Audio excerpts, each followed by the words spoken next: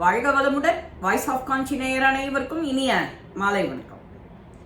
இன்னைக்கு நம்ம இந்து சனாதன தர்மத்துல நம்ம கடவுள்கிட்ட வேண்டிக்கிறோம், எனக்கு உதவி பண்ண தக்க சமயத்துல அப்படின்னு. கடவுளும் நம்ம வேண்டுதலை கேட்கிறார், தக்க சமயத்துல உதவி பண்றார், அவர் நம்ம கூடவே இருக்காரு. அதை நாம நம்பணும். ஒரு சமயம் அரசவையில அக்பர் தன்னோட அவையில பீர்பாலும் அக்பரும் கதை நிறைய இருக்கு. அந்த பீர்பால் அக்பர் கதையில இது ஒண்ணு. அந்த பீர்பாலை பார்த்து கேட்கிறார், திருப்பார்கடல்ல நாராயணன் இருக்கார் இல்லையோ, அந்த நாராயணன் சாதாரண யானை. அந்த யானை யானை காலை கவிக்கிறது இல்லையா, கஜேந்திர மோட்சம். அப்போ ஏன் அவரே வரார், நாராயணனே சங்கு சக்கர கதாதாரியா வரார் யானைய காப்பாத்த? ஏன்?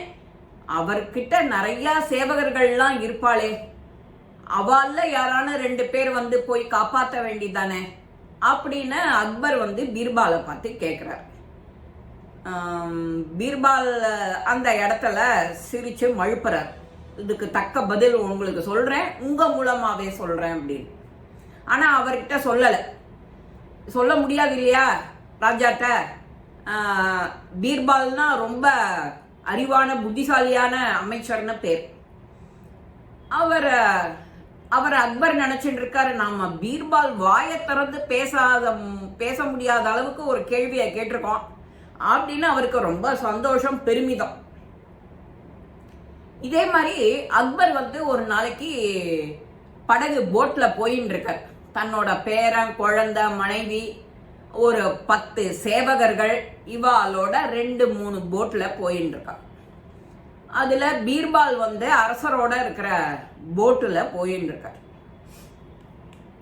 அப்போ திடீர்னு பீர்பால் என்ன பண்றார், ராஜாவோட பேரனை தூக்கி கடல்ல தூக்கி போட்டுடுறார். அப்போ அவருக்கு ஏன் செஞ்சார் அப்படின்னு கேள்வி கேட்க தோணல. ராஜாவே கடல்ல குதிச்சுடுறார், பேரனை காப்பாத்தணும் அப்படின்னு. அதோட 2-3 சோல்ஜரும் கீழே ராஜா குதிச்ச உடனே குதிச்சுடுறான். குதிச்சு எல்லாரையும் காப்பாத்தி அந்த படகுல கொண்டு போட்டுக்கிறான். இப்ப கேக்குற ராஜா பீர்பால, உனக்கு எத்தனை காலமா இப்படி ஒரு வெறுப்பு என் பேரன் மேல? அவனை போய் தண்ணிக்குள்ள தூக்கி போடுறிய, வேணும்னு தானே போட்ட, ஏன் போட்ட அப்படின்னு கேக்குற. பீர்பால சிரிச்சுண்டே, நீங்க ஒரு தடவை அந்த யானையோட காலை முதல்ல கவ்விட்டு அதுக்கு ஏன் திருமாலே நேர காப்பாத்தணும்? அவருக்கு 100 சேவகர்கள் இருப்பாளே, அதுல ஒரு 4 பேர் அனுப்பினா காப்பாத்திட்டு போறா அப்படின்னு நீங்க கேட்டீங்க இல்லையா, அதுக்காக தான் இத சொல்ல வரேன். இது நானே பிளான் பண்ணி தான் பண்ணினேன். நான் போடுவேன், நீங்க டக்குன்னு குதிச்சிடணும் அப்படின்னு. இப்போ ராஜாவை கேட்கிறார் பீர்பால், உங்களுக்கு 15 சேவகர்கள் 20 சேவகர்கள் போட்ல 2 போட்ல 3 போட்ல வந்துட்டு இருக்கா, நீங்க ஏன் தண்ணியில குதிச்சல்? உங்க பேரனை காப்பாத்த அவள் தான் இருக்கும்போது நீ ஏன் டைரக்டா நீயே போன அப்படின்னு கேக்குற. ராஜா, இது என்னோட ஒரே பேரன், அவன் பேர்ல எனக்கு பாசம் இருக்காதா? அவனை காப்பாத்த நான் தானே முதல்ல குதிக்கணும் தண்ணியில, யாரையானு எதிர்பார்த்து நம்பின்னு இருக்க முடியுமா அப்படின்னு கேட்கிற. இதேதான் தெய்வத்துக்கும். தன்னை அண்ட சராசரங்களையும் காப்பாத்துற தெய்வம் தன்னை நம்பி இருக்கிற ஜனங்களுக்கு எது ஒண்ணுனாலும் முன்னாடி அவன் தான் குதிப்பான், சேவகர்களை முன்னாடி குதிக்க விட மாட்டான். புரிஞ்சுதா உங்களுக்கு? ஏன் அவனே களத்துல இறங்கினான்னு அப்படின்னுங்கிற. இப்போ ராஜாக்கு நல்லா புரிஞ்சு போச்சு. இதே மாதிரி தான் நம்ம ஒரு முறையும் சாமி நம்மள காப்பாத்துவாரா மாட்டாரா அப்படிங்கிற சந்தேகமே இருக்கும். தைரியமா நம்ம முன்னாடி போவோம். எந்த ஒரு கையான நம்மள அப்படியே காப்பாத்திடாதா, ஒரு கை இப்படியே மேலேந்து வராதா அப்படின்னு நாம நினைப்போம். எது ஒண்ணு எதிர்பாராத நடந்தாலும் அந்த இடத்துல யாரால எப்படி உன்னை காக்க முடியுமோ அப்ப தக்க சமயத்துல அந்த கை வரும். இது யாரும் பிளான் பண்ணி பண்றது கிடையாது. இதத்தான் பீர்பால் நமக்கும் சேர்த்து சொல்றார். ஏன் தெய்வமே நேர்ல காட்சி கொடுக்கறது, கனவுல காட்சி கொடுக்கறது, உத்தரவு கேட்கிறோம் நாம சுவாமி கிட்ட, இன்னைக்கு இந்த காரியம் பண்ணட்டுமா வேண்டாமான்னு பூ போட்டு பார்ப்போம். இவ்வளவு சந்தேகம் இருந்ததுன்னா நீ உத்தரவு கொடுத்தாதான் நான் செய்வேன், நீ எனக்கு ஓகே கோஹெட் அப்படின்னு சொன்னாதான் நான் செய்வேன், கிரீன் சிக்னல் காட்டினாதான் நான் ஃபர்தரா இந்த விஷயத்தை மேற்கொண்டு போவேன்.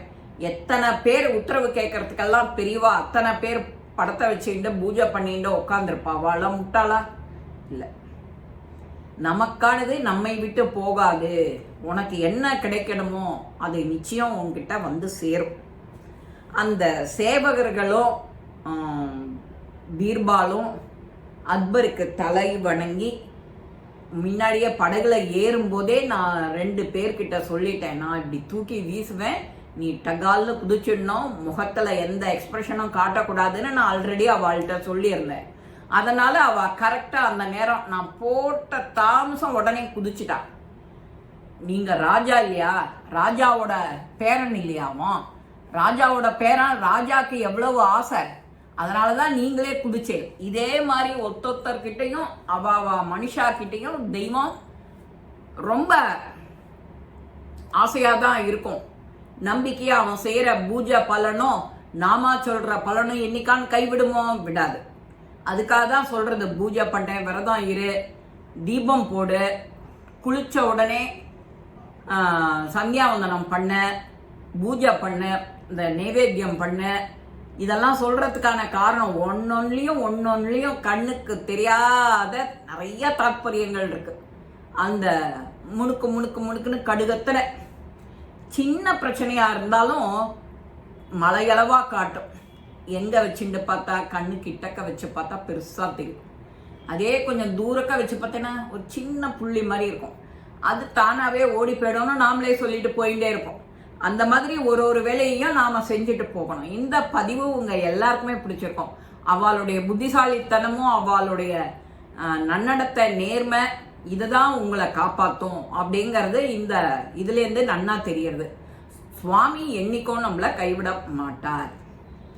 இந்த பதிவு எல்லாருக்குமே பிடிச்சிருக்கும். லைக் பண்ணுங்க, ஷேர் பண்ணுங்க, பெல் பட்டனை கிளிக் பண்ணுங்க, சப்ஸ்கிரைப் பண்ணுங்க, கமெண்ட்ஸ் பாக்ஸ்ல கமெண்ட்ஸ் போடுங்க. ஸ்ரீ மகாபெரிவா திருவடிகளே சரணம். இதுதான் தெய்வத்தின் தர்மம், மனித தர்மம்.